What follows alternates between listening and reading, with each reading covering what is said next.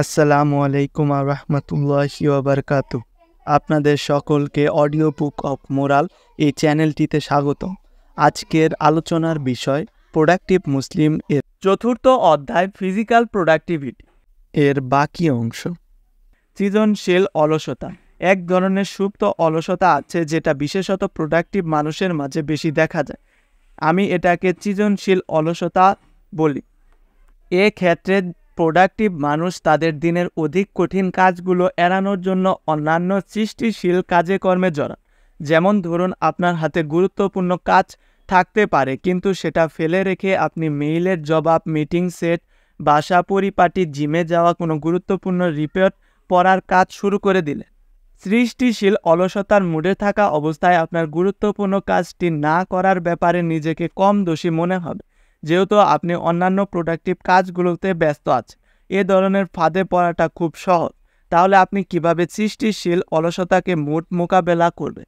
এ ধরনের মোডে নিজেকে ধরে ফেলুন যখন আপনি নিজেকে এমন যে কোনো কাজ মোকাবেলায় খুব ব্যতিব্যস্ত দেখেন যেটা মূলত শেষ করা দরকার। বুঝতে আপনি সৃষ্টিশীল অলসতার মোডে আছেন এবং এর থেকে বেরিয়ে যান। গুরুত্বপূর্ণ কাজগুলো সকালের প্রথম ভাগে সেরে ফেলুন। পেমোডেরো টেকনিকের সাহায্যে নিজেকে ফোকাস রাখুন।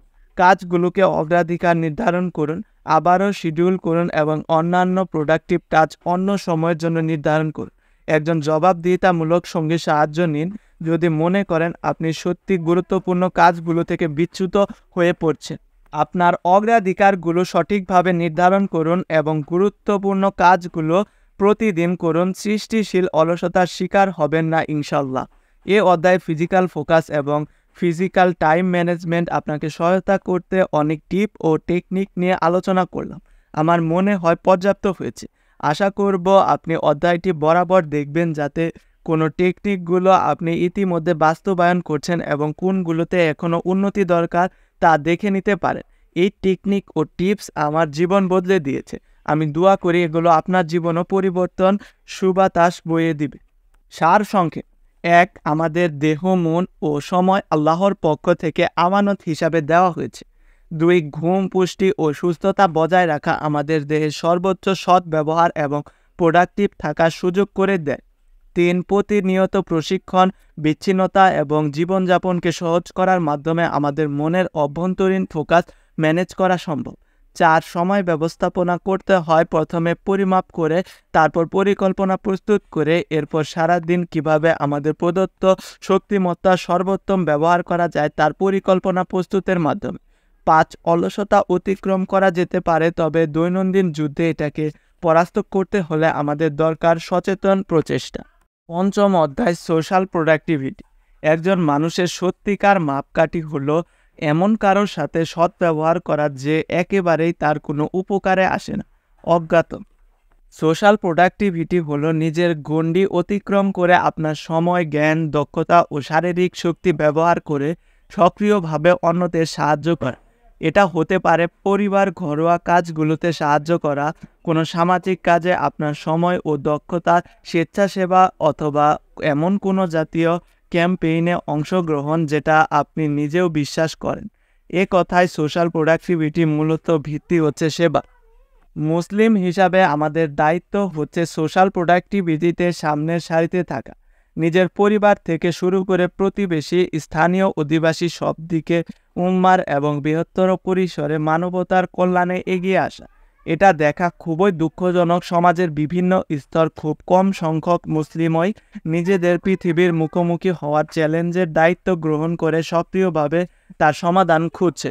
যদিও বিশ্বের জনসংখ্যার 1/4 মুসলিম, কিন্তু সে অনুযায়ী সমাজে আমাদের কোনো অবদান খুবই কম।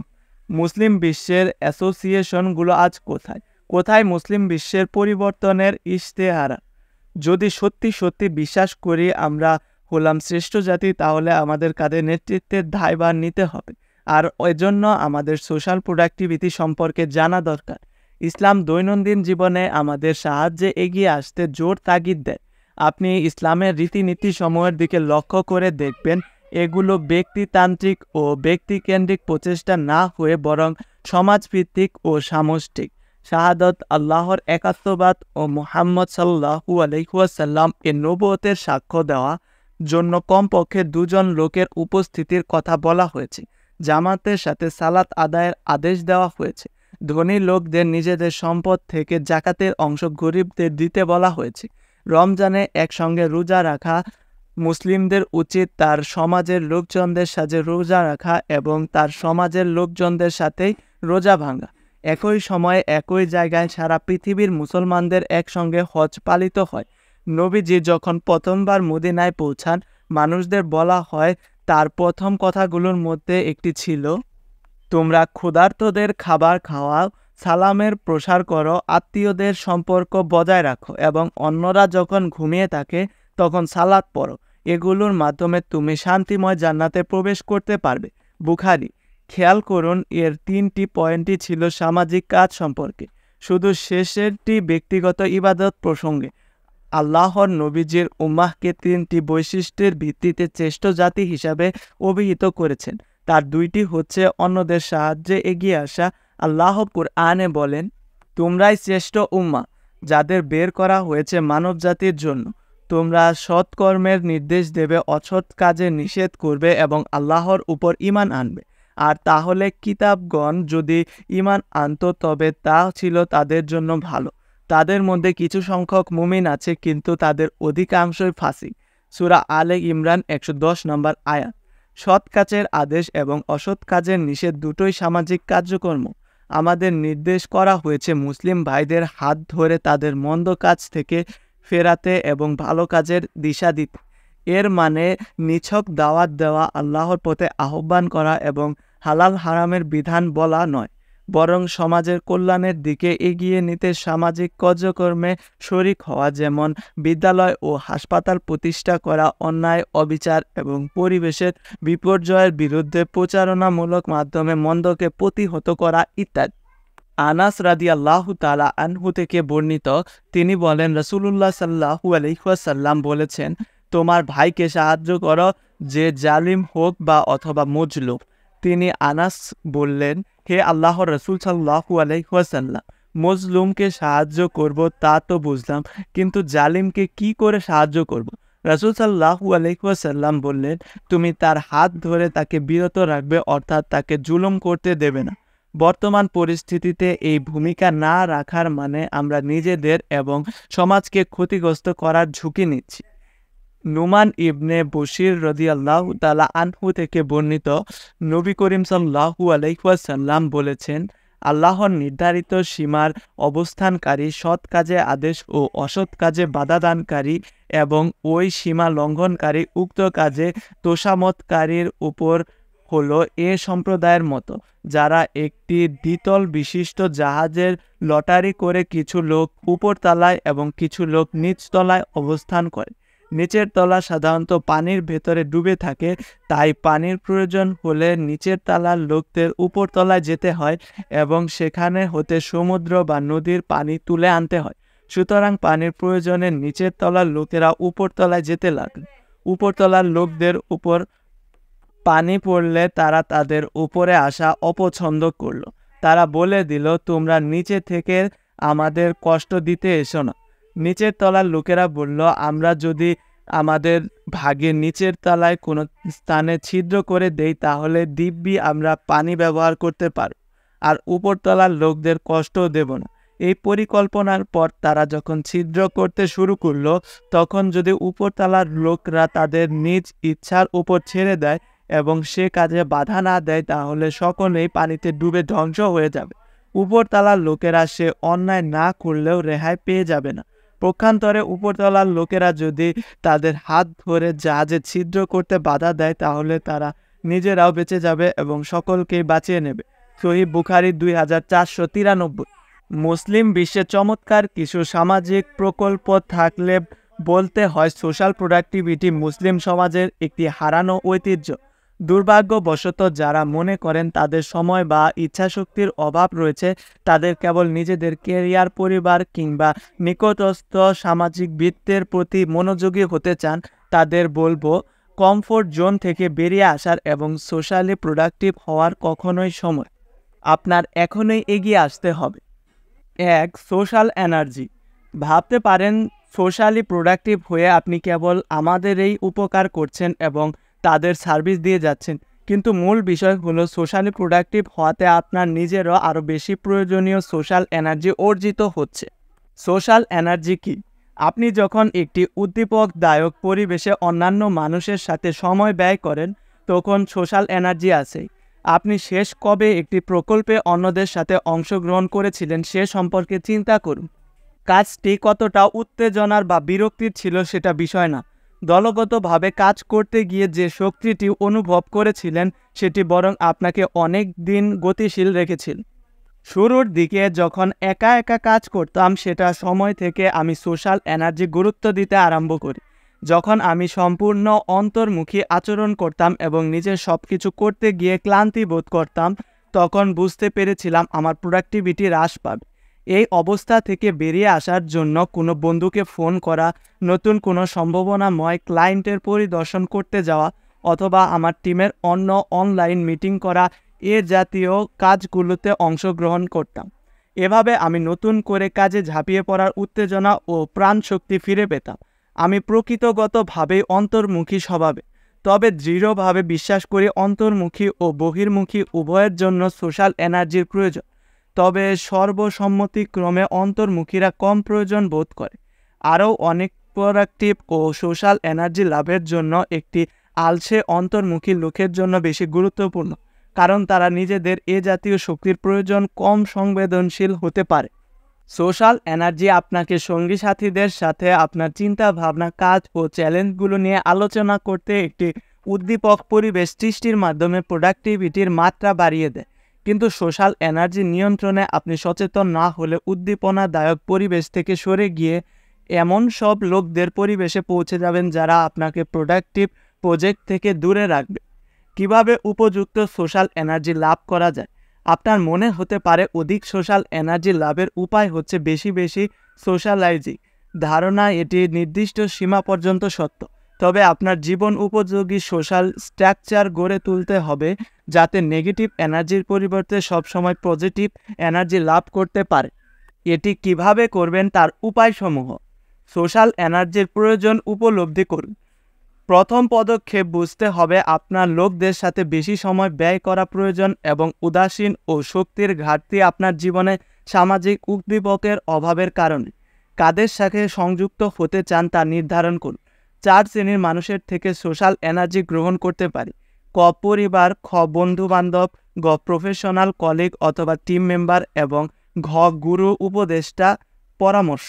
সামগ্রিকভাবে আমি এদের আমার পার্সোনাল অ্যাডভাইজার বোর্ড বলি, যাদের আমি গভীর শ্রদ্ধা করি। জ্ঞান, গর্ব, পরামর্শ পেতে এবং প্রয়োজনীয় শক্তি ও প্রেরণা অর্জনের জন্য যে কোনো সময় তাদের সাথে সংযুক্ত হতে পারি। উপরের 4টি শ্রেণী অনুযায়ী যাদের ব্যাপারে আপনার জানাশোনা রয়েছে তাদের সাথে আরও নিয়মিত যোগাযোগ শুরু করার ব্যাপারে চিন্তা করুন। নিয়মিত সোশ্যাল এনার্জি লাভের পদ্ধতি ঠিক করুন। সম্প্রতি আমি মুসলিম তরুণ উদ্যোক্তাদের নিয়ে একটি অনলাইন মাস্টারমাইন্ড গ্রুপ চালু করেছি, যাদের প্রত্যেকের আকর্ষণীয় ব্যবসা এবং ওয়েবসাইট রয়েছে। আমি প্রতি 3 মাসে তাদের সাথে একবার করে গুগল হ্যাং আউটে সাক্ষাৎ করি এবং এতে অনেক অনুপ্রেরণাদায়ক সম্মিলিত আলোচনা হয়। আপনি উপরের আলোচিত 4 শ্রেণীর মানুষের সঙ্গে নিয়মিত অনলাইন অফলাইন মিটিংয়ের কথা চিন্তা করুন। পরিবারের সঙ্গে প্রতিদিন একসঙ্গে ডিনারে শরিক হওয়া, মাসে মাসে বন্ধুদের সাথে বাইরে অথবা অনলাইন মিটিং, যে সিস্টেম আপনার রয়েছে সেটির সাথে লেগে থাকুন। আপনি কখনোই সোশ্যাল এনার্জি থেকে বঞ্চিত হবেন না।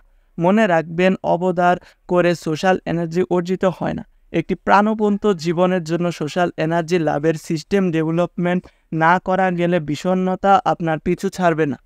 নিয়মিত সোশ্যাল এনার্জি লাভে ইসলামের ব্যবস্থা কী? নিয়মিত মসজিদে যাওয়া।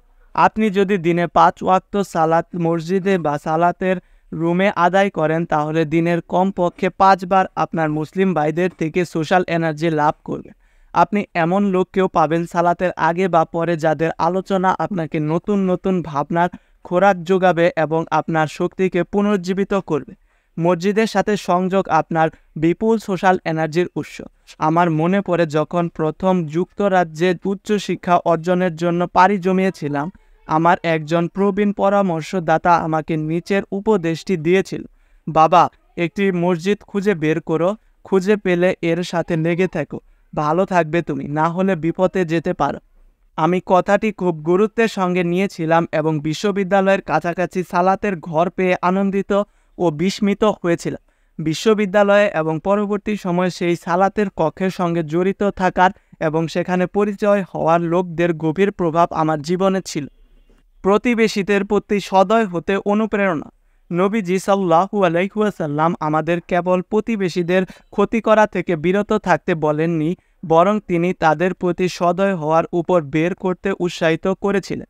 আবু যর রাদিয়াল্লাহু তাআলা আনহু থেকে বর্ণিত, তিনি বলেন, রাসূলুল্লাহ সাল্লাল্লাহু আলাইহি ওয়াসাল্লাম বলেছেন, হে আবু যর, তুমি তরকারি রান্না করলে তাতে পানি, শুরুয়া বা ঝোল বেশি দিও এবং তোমার প্রতিবেশীকে কিছু দিও। সহিহ মুসলিম 6582।